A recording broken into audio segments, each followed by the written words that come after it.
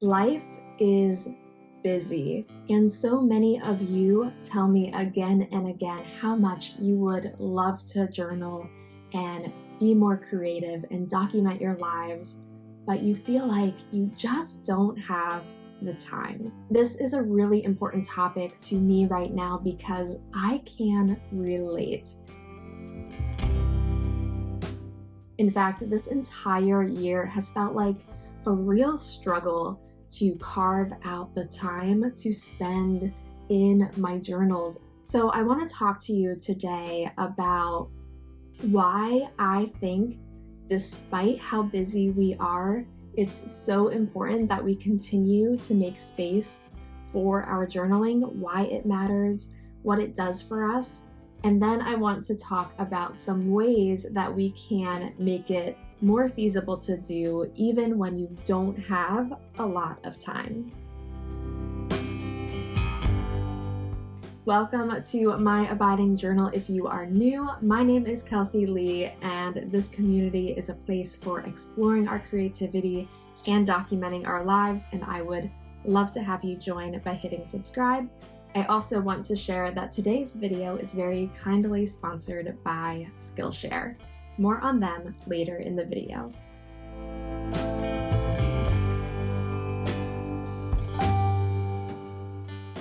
In a busy season, journaling provides a space where we can slow down and unburden our minds. I feel like, especially when my calendar is full and it feels like I am just running from one event to the next and there's not really any margin in my days, those are the times when I most need the restorative power of slowing down, and the practice of sitting down with your notebook gives you that space to hit pause, slow down, and just take a moment to breathe and recenter yourself. And that idea is really connected to the other thing I love about journaling in a busy season, which is that it is a space to unwind and get creative. For me, when I'm in a busy season that is just go, go, go, there is something so special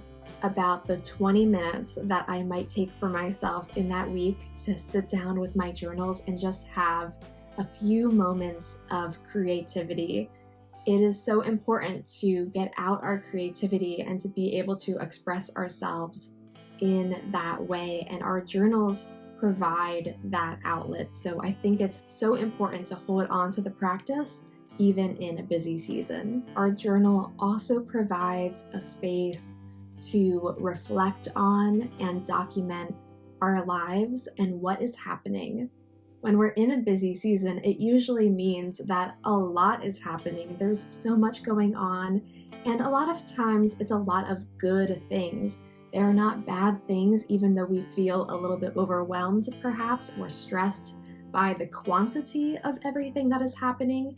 It's usually a lot of good things, or at least even if challenging things, there are still moments that we want to look back on because it can be a sign to ourselves that we can get through hard things too. And the only way that we are going to remember all of those details is if we take the time to write about them and journal.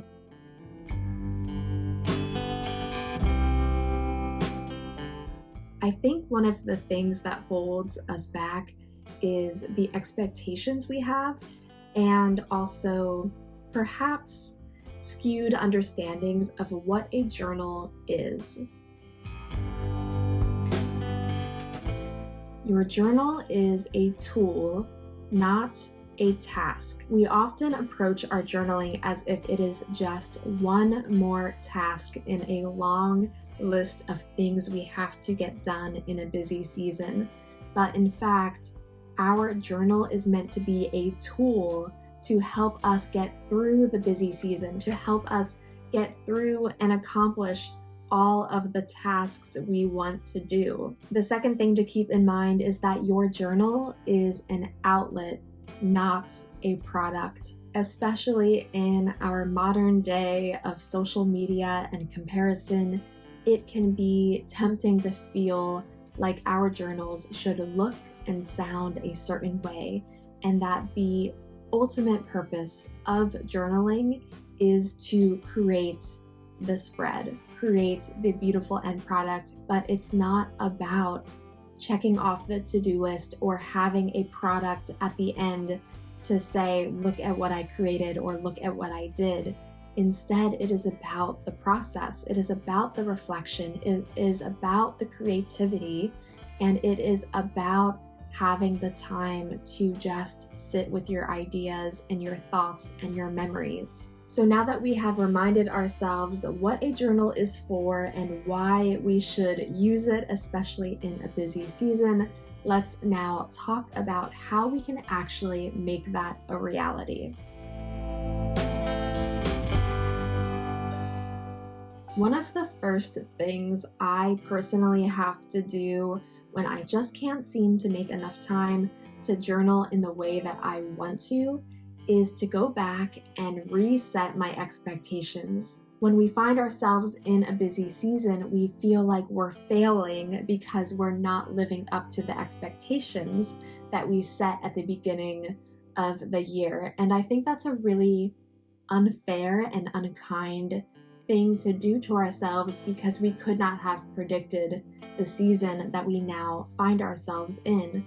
So it's always helpful to go back and reset our expectations and say, what is actually realistic for me in this season, and what will actually serve me well in the season. So that might mean having to limit the amount of journaling that you do, the different types of journaling that you do, how often you get into your journal. You might have to pare that back. And you might also want to think about trying a different type of journaling that would actually be better for you in this season than what you originally had been trying to do.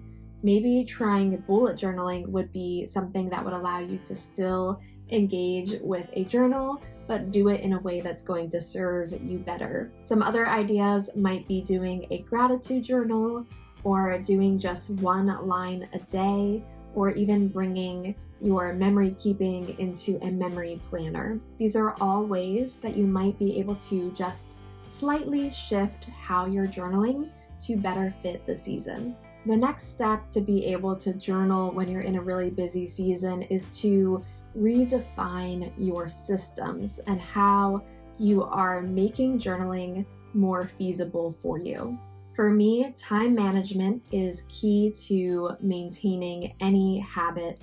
And if I want journaling to be a habit and something I am regularly doing, then it's important to make sure that I'm building it into how I manage my time. So that might look like calendar blocking, where you actually say, okay, here is my 30 minutes to journal this week or this day.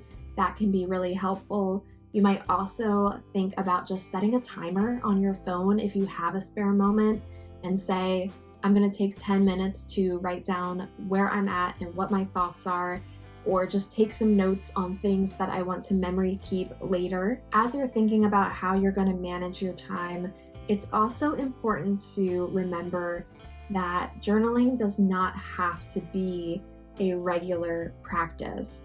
You can build it in daily, certainly, if that's what you want to do, but it's also okay to say that I'm only going to journal once a week, or even once a month, dare I say it. When you're in a busy season, it can be helpful to actually look at your journal more like a pen pal that you just check in with occasionally and catch up on what's happened since you last chatted. I realize I'm only scratching the surface on all that could be talked about related to the concept of time management, and I want to share with you now the resource that I turn to again and again when I need to build skills and habits that are going to make my busy seasons so much more fulfilling, and that is Skillshare. As I said, Skillshare is kindly sponsoring today's video. They are big supporters of this community, and I could not be more grateful for them. Skillshare is an online learning community with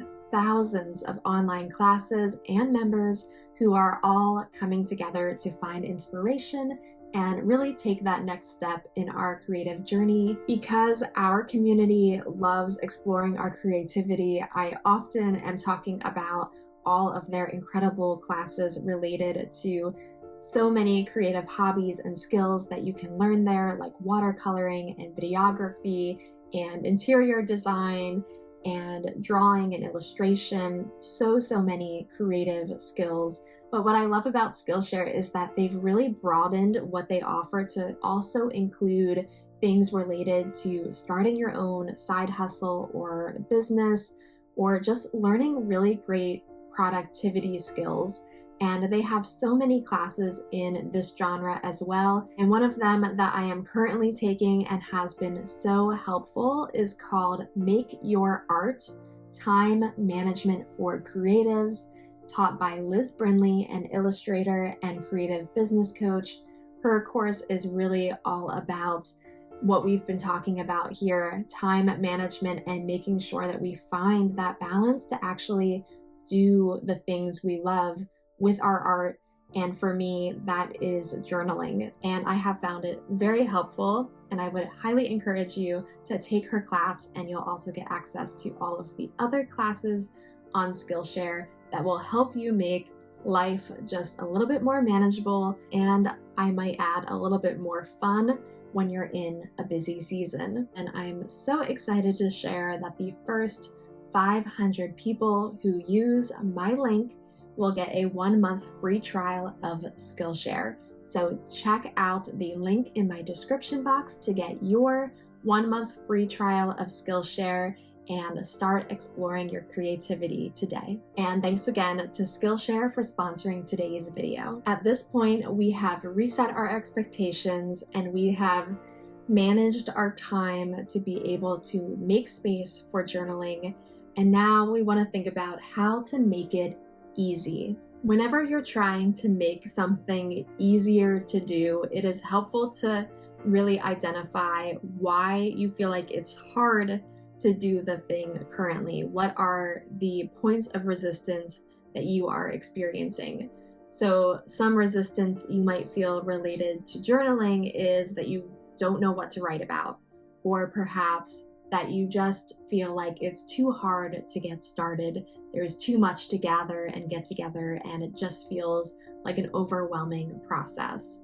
Or perhaps you're just overwhelmed by the blank page and the fact that there are too many creative options around you. So we want to ask ourselves, how can we limit the points of resistance and make it easier to get into our journals? So some ideas that you might want to incorporate is making your journal readily accessible. That might mean using a smaller notebook and just carrying it around with you everywhere with a pen and being able to jot down your ideas as the day goes on. You could even, if you do creative journaling, have just a few items, limit the number of creative items that you use in your journal, and just keep a few stickers or a roll of washi tape in a little pouch or in a pocket of your journal that you can carry with you, so you can still bring in those creative elements, but you're not overwhelmed by all of the options and are able to do it in a quicker format. As somebody who creative journals and really likes kind of scrapbook journaling where I use a lot of photos, one point of resistance for me is simply not having photos already printed and ready to use. So I try in spare moments to get photos ready to use by making my collage in my app on my phone and having them already printed. So that way, when I do have a spare moment to journal, I have what I need already there at my desk and ready to be used. I'm also trying to get over the expectation again in my head of what the ideal journaling session looks like, that it is, 2 hours worth of time where I'm using all of my creative supplies and really just in the zone of being creative, and instead asking myself, how can I use just 10 minutes of my time?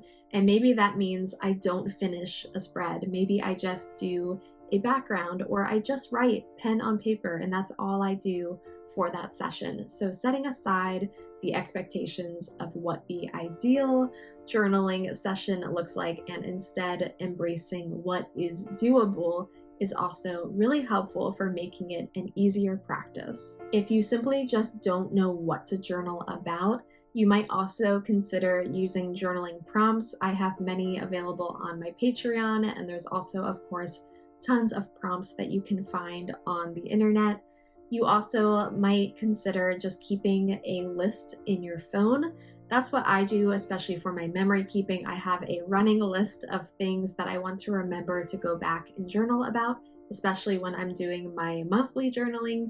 And I find that it makes it much easier than when the time comes to actually journal. Finally, I want to talk about how to make the practice of journaling more fun. When journaling is fun and enjoyable, it means that you will want to carve out time for it and turn to it again and again in a busy season and really use it as that outlet and as that tool to help you through the season you're in. For me, one of the most obvious ways to make it fun is to incorporate creative elements.